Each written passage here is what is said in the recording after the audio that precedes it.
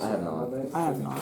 Okay, so let's chit chat about where we're at.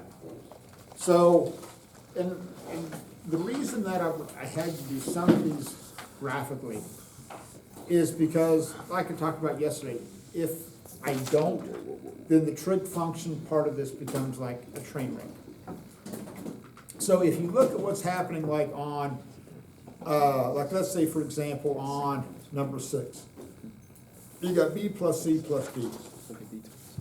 So starting here, you're going to draw some, pick a random x and y coordinate system. So you're going to come up 3 centimeters, so there's b, and then you got c, and then you've got d, and the ultimate thing that you're after is that resultant, okay?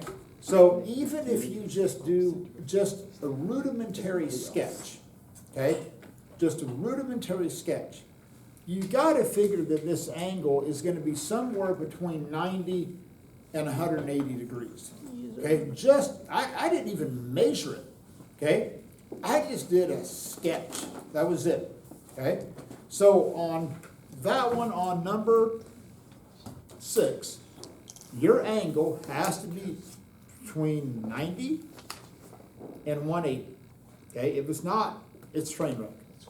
So on number 6, that magnitude should make a pretty good GPA and an angle around 170. A pretty good GPA? Yeah. It's outstanding. That's outstanding. Or could be. It's a relative term, okay? Wrong. I'm just saying, Did you okay? That's like my GPA. No, don't. Nerd. GPA? Okay. Now, so when you do number 7, okay, number 7, you're gonna just basically, you're just get A, B, C, D, E, boom, there you go. So that's roughly what number 7 is gonna look like, okay? All right, and let's talk about number 8. So number 8 is a situation where you want to set up a scale, okay? Because, you know, Bob's going 3.8 kilometers. 3.8 kilometers is like 2 miles. I really don't think you want a piece of paper big enough where you're gonna draw out a 2-mile long thing. If you're hardcore, you really could, kind of a waste of paper. So this would be a situation where you go, hey, maybe you're gonna let 1 kilometer equal 1 centimeter. Okay, that's a nice easy scale, right? Don't do inches, don't let 1 kilometer equal an inch, I will flip out, okay? 1 kilometer equals. So here's what I want you to see in terms of how you're going to approach this. So Bob's gonna start off, he's gonna go up at like a 45-degree angle, and then this is gonna go straight down, and then something over here like this, okay?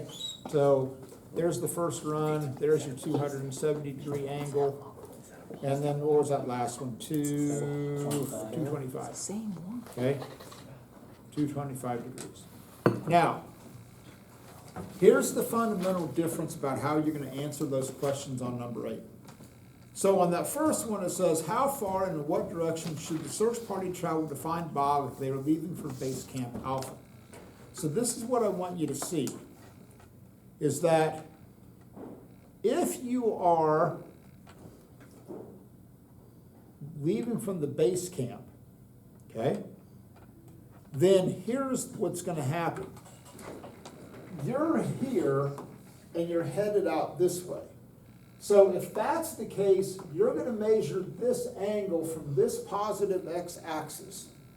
And you're gonna come around like this, and just, again, this is just a sketch, okay? But you just, based upon the sketch, that angle has to be more than 180 and less than 270. So if you are the search party, you're measuring your angle from that initial positive x-axis, and it's coming around like this, okay? If you're the search party, okay? And you're gonna be heading out in this direction.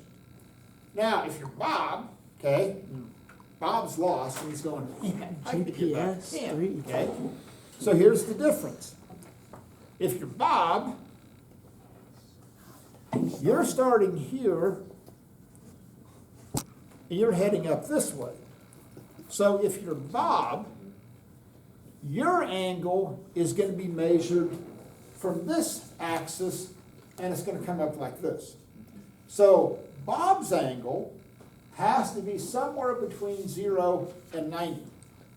If you're the search party, that angle has to be between 180 and 270. Now, one of the questions I asked is on that one, I said, what's the relationship between the direction and magnitude of the search party's path and Bob's path? Okay? So here's the deal. The one thing I don't want you to say is they're different. For the love of God, no, stop, okay? They're different, or it changes, all right?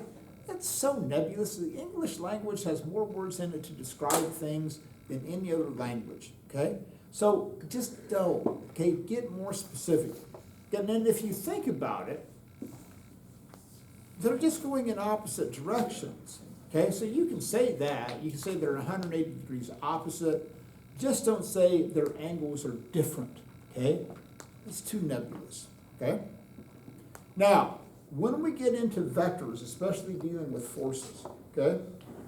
When you get into that situation, here's what I want you to see. And this is what we're going to start on, today's what, Wednesday? Yeah. This is what we're going to start on tomorrow. So,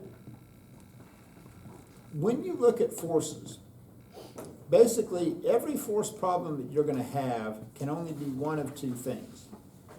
Either forces act on an object and it accelerates, or forces act on an object and you're at a constant velocity. Okay? Those are the only two tricks that I have. So right now, you all are sitting in your chairs, and there are forces acting on you.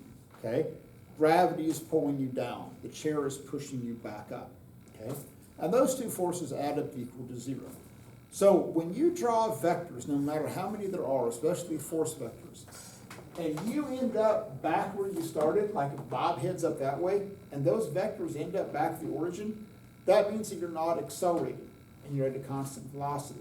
Now, if you draw force vectors and you don't end up back at the origin, you begin to accelerate.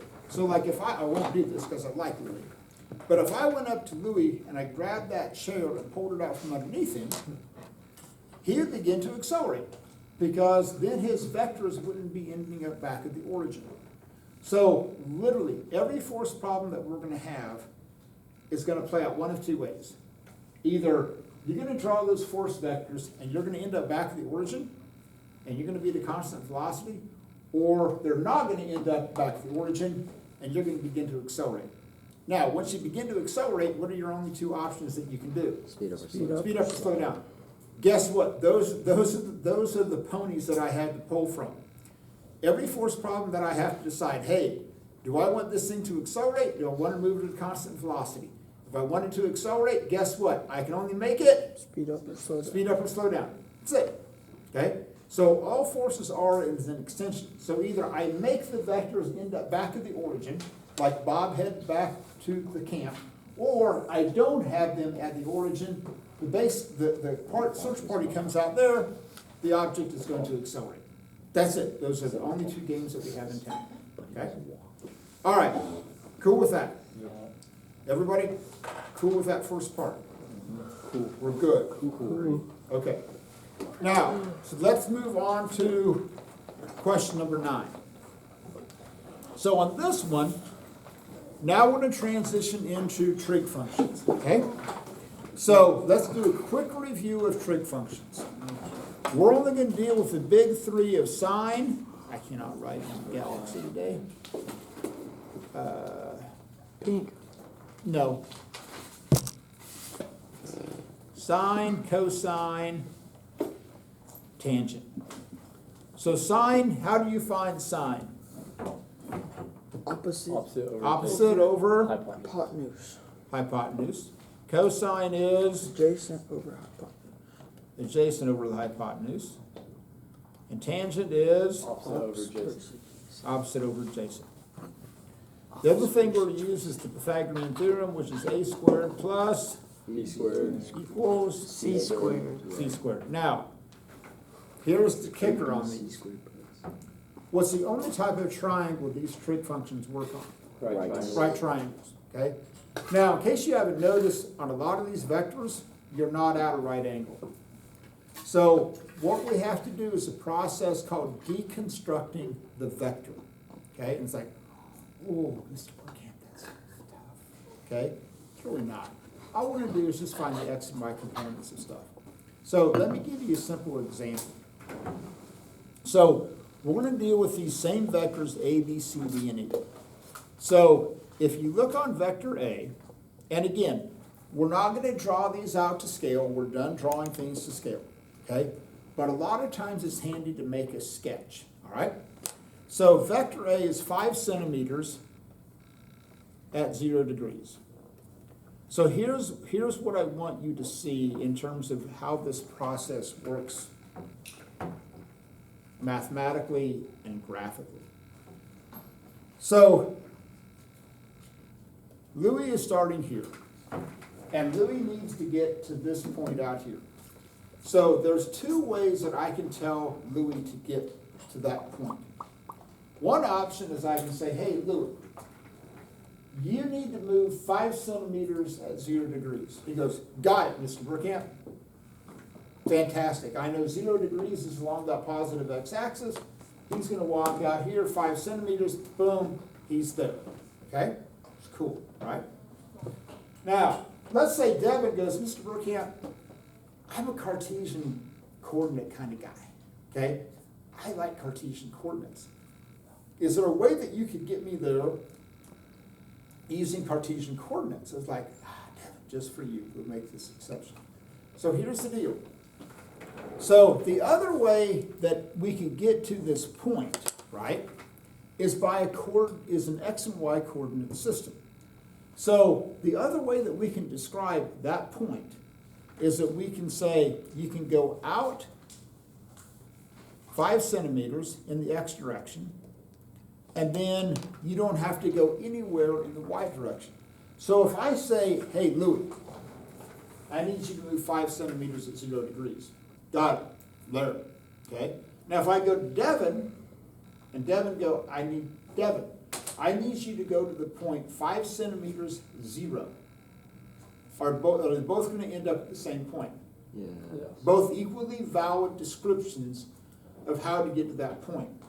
One you use a magnitude and an angle. The other one you use an x and y coordinate system. Okay? They're both valid. Now, this first one's pretty simple because it's just along the x-axis. Now, when you get to B, okay, so B is 3 centimeters at 90 degrees. Okay, again, it's the same idea. So we can go 3 centimeters at 90 degrees, or how could I describe the end of that point using an x and y coordinate system? 0, 3. 0, 3. So 0 and 3 centimeters means the exact same thing. Okay? Now, C gets tricky. C's tricky. So on C, this is out here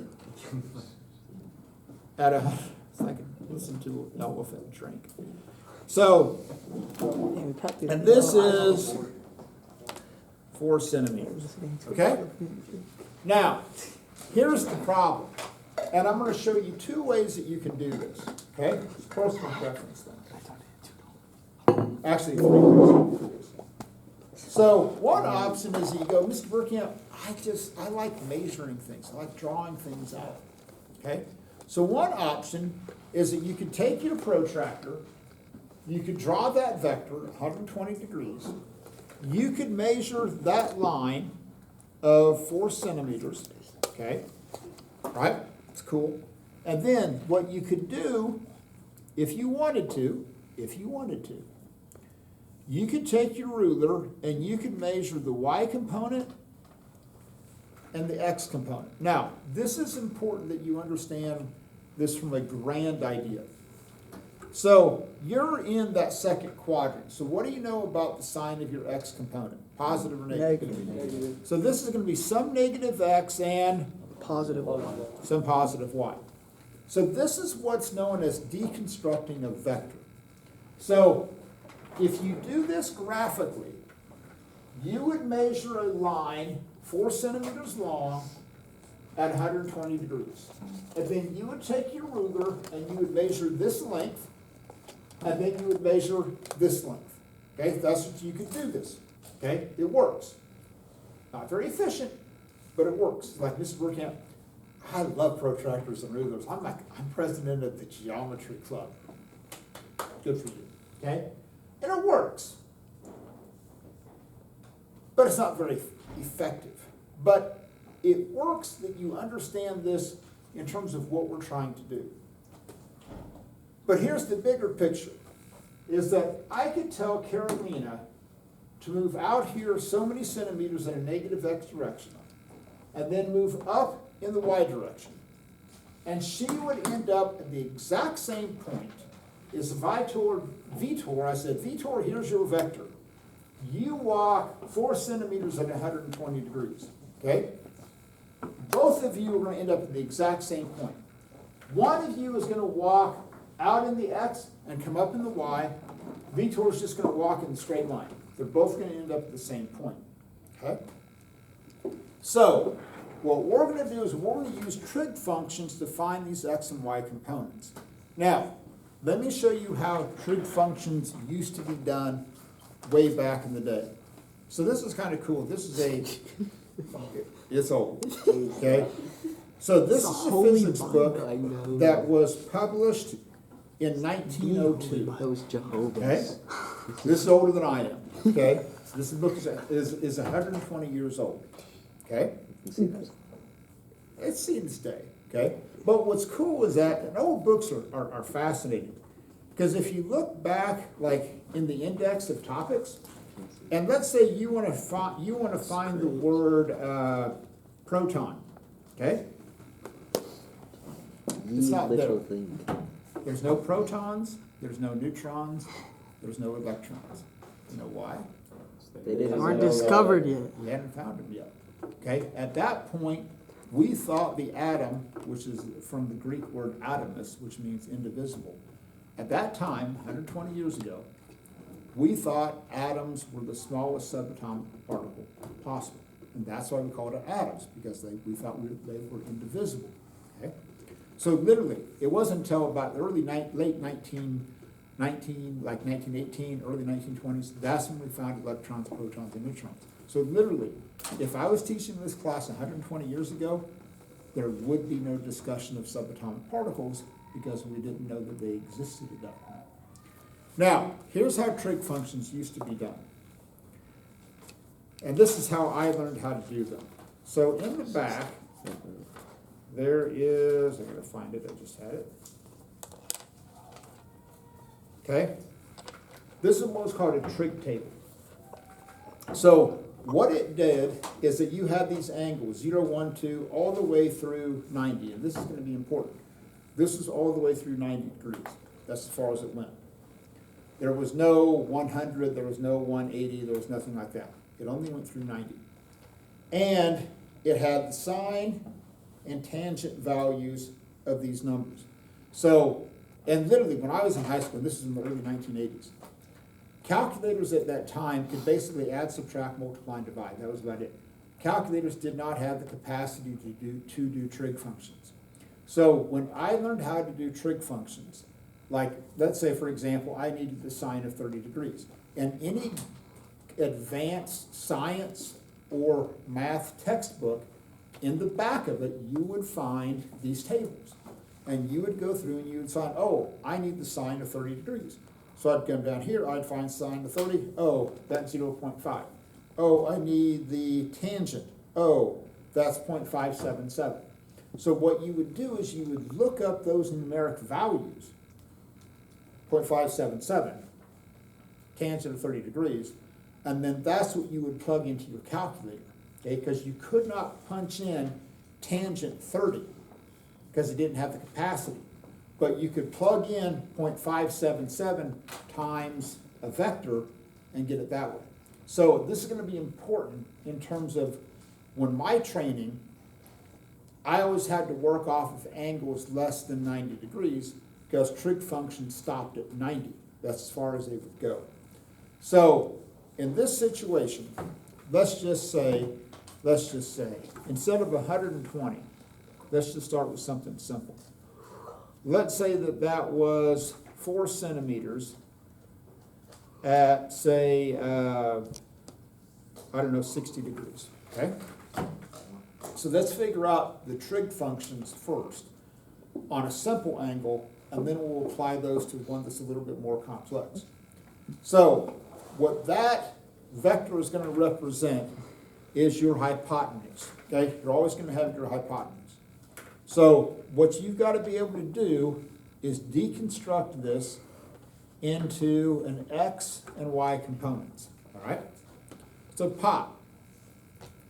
I know the hypotenuse, and I know this angle. So what trig function am I going to use to find the side opposite of that 60-degree angle? Sine. So I know the sine of that angle, and I'm just going to put it in a generic way, okay? So I know the sine of that angle is going to be that side opposite, which is y, over the vector. So this is like the international sign for any vector. It could be a force vector, it could be a displacement vector. It doesn't make any difference. Okay, this is just the vector. But here's what's going to be important. This is going to be the hypotenuse. So what you will always be given is the hypotenuse. And then you work backwards to find either the x and the y components. Okay? So the vector you're given is the hypotenuse, and you deconstruct it from there. So in this situation, I'm going to take the sine of the angle times the vector, and that's going to get me that y component. Okay? So this is a generic way to look at this. Okay? This is a universal way. Any y component is going to be the sine of the angle times the vector. So, Vanessa, if I use y, sine to get y, what am I going to use to get x? Cosine. So I know the cosine of the angle is going to be my x component divided by the vector. So I know the cosine of the angle times my vector is going to equal x. So basically, you're going to use sine to get your y, and you're going to use cosine to get your x. Okay? Now again, you have to remember what you will have available to you. On that yellow sheet of equations, you have your trig functions listed. You don't have on there, oh, y is sine theta times the vector. Okay? They just tell you, here's sine, cosine, tangent. You've got to be able to work your way through that. So, if I wanted to do these, hey, I take 4 centimeters times the sine, whatever it is. Okay? Now, where this gets a little bit weird is when you have this situation where you have 4 centimeters at 120 degrees. And we're trying to find the x and the y components of this vector. Okay? Now, there's 2 ways that you can do this problem. Okay? One is the old school way. If I were doing this problem, keep in mind my angles stop at 90. I can't look up the sine and cosine of tangent of 120 degrees. It's not here, okay? But what could I use? 30. 30. No. 60. 60 on that. Multiply by 2. Because look, here's 120 degrees, right? So if that's 120 degrees, what's left over? 60 degrees. Okay? Now, me personally, it's easy for me to see, oh, if I take the sine of 60 times 4 centimeters, that's my side opposite. If I use the cosine of 60 times 4, that's my side adjacent. So for me, and I'm a very visual learner, that's one of the things you've got to figure out. You have to figure out, how do I learn best? Am I an auditory learner? Am I a visual learner? Do I need to write things down? You have to figure out what works best for you on how you learn and how you remember things, okay?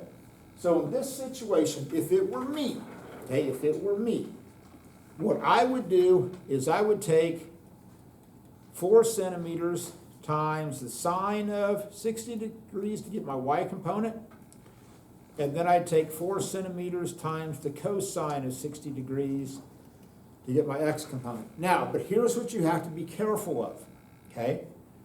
Because you're in the second quadrant, what's the sign of your x component going to be? Negative. So I know I'm going to have a negative x and a positive y. Now, out of curiosity, get out your calculators. Make sure that you are not in radian mode, okay? You have to be in degree mode. If you're in radian mode, you are going to get some seriously messed up answers, okay? Why is that? I always wondered that. Why does that screw it up? Because if you're taking the sine of, say, 30 degrees, okay, and if versus taking the sine of 30 radians, they mean completely different things. Because remember, there's like 2 pi radians in a circle, which we'll talk more about this.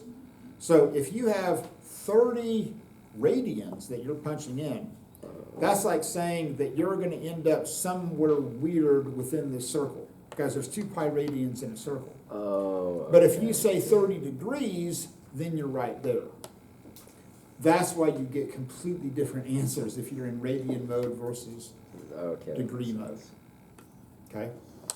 So make sure that you're in degree mode. So I'm going to take 4 times the sine of 60. What do you get? What'd you get? 3 point? Okay? Ooh. And the cosine of 60 times 4 should get you 2. And I'm going to make that negative. Okay? So here's what I want you to see. Is that I can't erase? Now I can. So here's what I want that you have to visualize. So I can tell Vitor to start here and go out -2 and up 3.46. And he's going to get to that point. Or I could tell Devin to go 4 centimeters at 120 degrees. They're both going to end up at the same point. Okay? Now, let's say that you go, Burkamp, man, we're new age. Dude, these calculators will handle this. Thank God, I'm happy for you. So, if you don't want to mess with the 60 degrees, like Burkamp, it's technology, man. Get over the dinosaurs. Stop, okay? Use the technology that we have. We don't have to have like the abacus and the slide rule, man. We have technology. So here's the deal. So let's make sure that you do get that same answer. So somebody take 4 centimeters times the sine of 120. Same thing. You get the 3.46? Yeah. Yep. Now, take 4 times the cosine of 120 degrees. Negative 2. Now, the beauty of your calculators now is that they will recognize that and make that value negative. Okay, because it used to be, not that long ago, calculators couldn't handle 120 degrees. They would flip out because they could only work like less than 90. But now the programming has advanced where it'll handle that 120. So your calculators will handle and give you the correct numeric values with the correct sign, positive or negative on it. So you don't have to go old school and go, oh, I'm going to use 60 degrees or whatever that is. Okay? So your calculators will handle that. All right. So at some point, what you need to do is go through and fill out that section there on number 9. You can use trig functions. The only ones you really have to do any calculations is that vector D where you have 6 centimeters at 250. Because all of the A, B, and E all lie along an X and Y axis.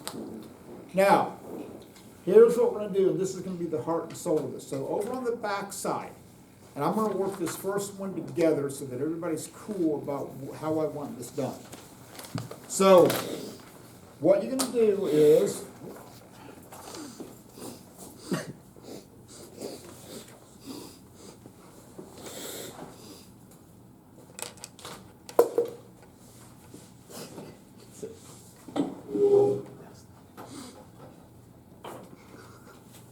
What is he doing? Oh, you actually need to do tissue? take a stretch, I'm trying to find a stretch. Put the That was loud. That's so many classes. You still get caught up every time. What does tissue do to you? Yeah. gosh, yeah, go for 2? Sounds like it's dry.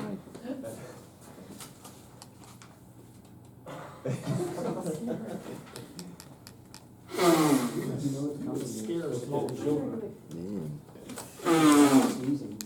God. Oh, 3 for 3. Another one. No. I'll catch you guys off guard. Cash is off. Wait though. for it. Put the camera. Talking about an open drinking. Oh, no, 80% of it is copyright. You're the last. All right, get mine. Not a big deal. But Okay. I think Vitor has a plastic water bottle. It's the same one. As long as he keeps reusing it. You up? No, it says you. It's the same one. Oh, what are you? Oh, you didn't even pay for the water and then you spill it? What are you doing? Oh my gosh. He just washed his hands on the floor. Put the, yeah, get that Birkenstock grip. What did you? Get the grip, bro. What made you think that was a good idea? Wipe the bottom of your burger. There's a sink there. Where? Th- You're right. Dude, go look in that sink and see if you want to use it, bro. It's the water coming out the tap, not the sink. God, go look at the sink. That sink is disgusting, bro. Oh, it's not as bad as it, no, it's been a lot worse, trust me. Okay. So, well, and it's Is that a good thing? 30, almost 30 years old too, You so. want this back? No. Okay, so here's what you've got. It's recording. And we're gonna use this technique with forces, we're gonna use it with electric fields, with magnetic fields, anything that can be represented as a vector. And so, what you wanna do is you wanna set up this chart. And I promise you, I'm gonna show you how to do this chart. I'm not gonna walk in tomorrow and go, oh, you don't have to do the chart, you can do this in one step, okay? I will always show you the fastest, most efficient way to solve a problem right from the get-go, okay? So here's the deal.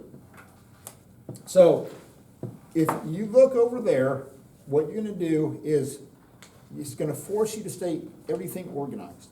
So if you look at this, and I've already got the numbers. So B's x component is 0, its y component is 3 centimeters. And D's x component is, what was D's x component? We have honey. Negative 2.05. Negative 2.05. And what was D's y's component? Negative 5 point, Negative 5.64. negative 5.64. Okay? So if you plug in the numbers, this is what you're gonna get, okay? And find those x and y components. Now, at this point, we're gonna add these columns together. So we're gonna go negative 2.05, and then you take 3 and add that, you get negative 2.64. Now, this is the absolute most critical thing that you have to do at this point, okay? At this point, you need to make a sketch. You don't have to draw it to scale, but you need to make a sketch that shows where these components are gonna happen. So come over here and go, hey, I got an x component of negative 2.05. And you always do your x component first, and then you do your y component. So my y component is negative 2.64. So what we've done, okay, this is what we've done. We said, okay, you're going to start at the origin. You're going to go 2 centimeters to the left, and then you're going to go 2.64 centimeters down. So what this is going to allow us to do is end up with a right triangle. And now we can do the Pythagorean theorem. Now we can do trig functions, okay? So this is why you deconstruct these vectors so that you end up with a right triangle.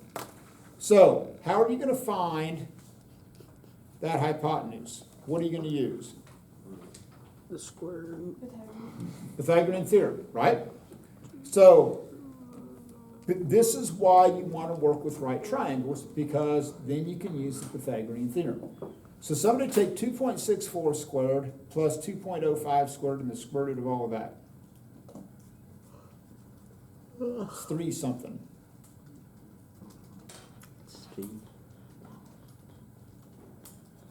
3.34.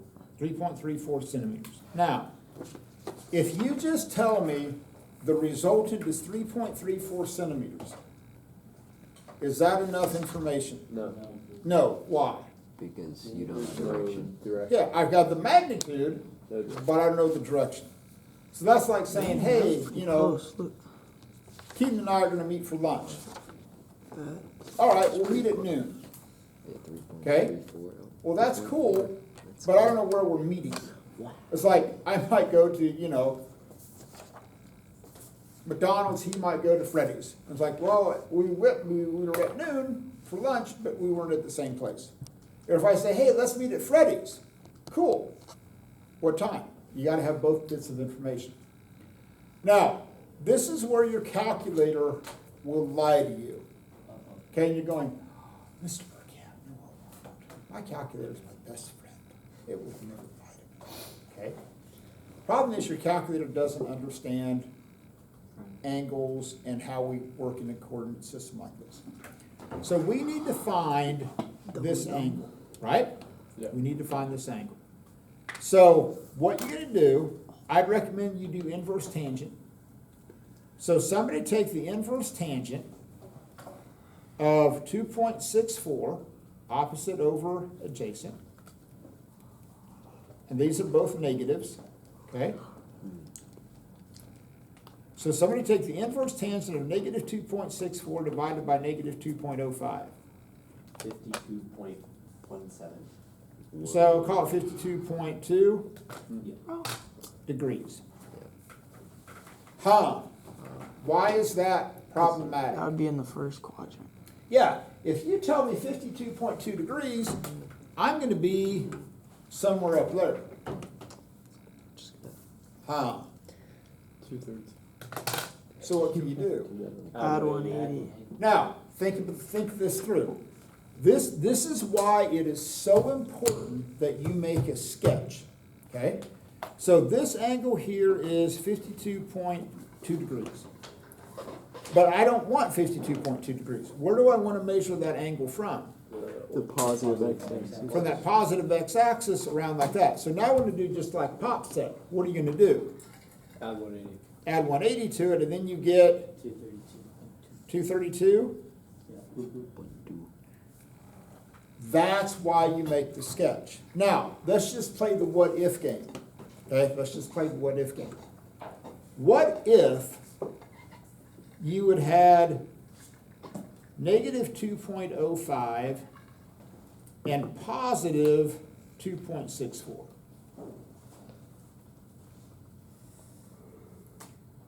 Are you still going to get the same magnitude of the resultant? Yeah. That's still going to be 3.34. Now, if you plug this into your calculator, okay, if you plug this into your calculator, somebody take the inverse tangent of 2.64 over negative 2.05.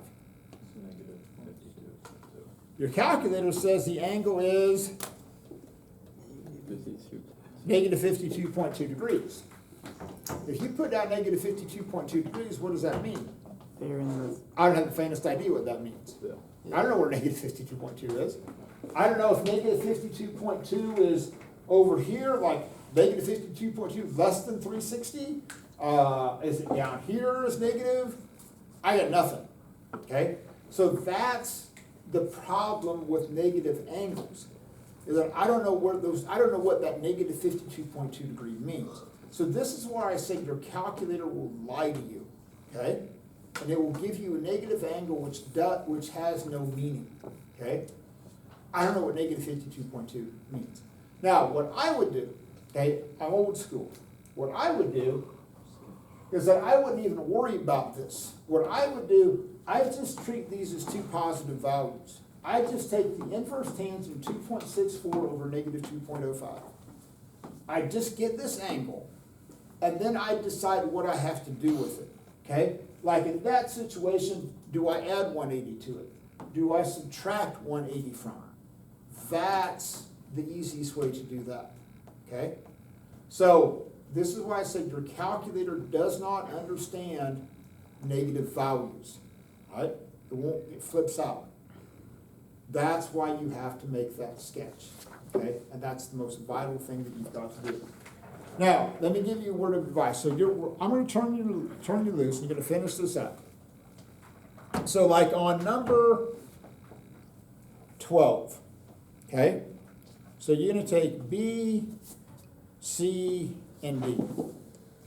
Come in here and make a chart of your X and your Y components. Make that sum, okay? The sooner you embrace this idea of making the charts, the better off life is going to be, okay? It's just going to make life simple. Now, little historical lesson on mathematics. So the Egyptians were cool because they had figured out, anybody remember this 3, 4, 5 triangle? Yes. Magic triangle? Okay, that was cool, right? 3, 4, 5. 3 squared plus 4 squared, go to 25. That was cool. So the Egyptians, though, flipped out. Because they said, what if it's 1 by 1? What's the length of the hypotenuse?